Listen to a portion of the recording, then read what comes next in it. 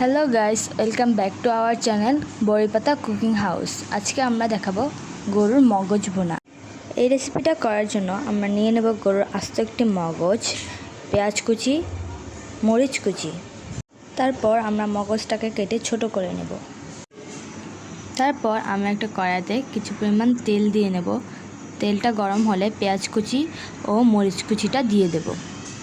পেঁয়াজ কুচি যখন একটু বাদামি রং হয়ে আসবে তখন আমরা এর মধ্যে দেব পরিমাণ মতো লবণ, 1 চা চামচ আদা বাটা, 1 চা চামচ রসুন বাটা, 1 চা চামচ ধনিয়ার গুঁড়া, 1 চা চামচ হলুদের গুঁড়া আর পরিমাণ মতো মরিচের গুঁড়া।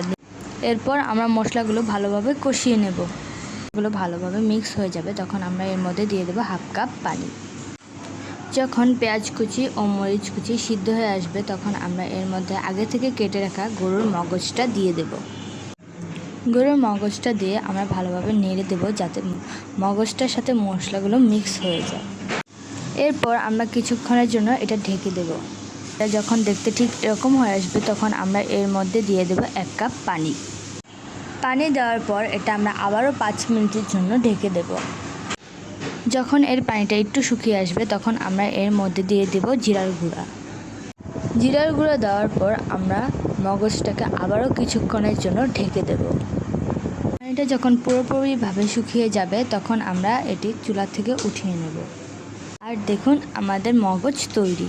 আর আপনি যদি আমাদের চ্যানেলে নতুন হয়ে থাকেন তাহলে অবশ্যই আমাদের চ্যানেলটা সাবস্ক্রাইব করে পাশে থাকা বেল বাটনে ক্লিক করুন।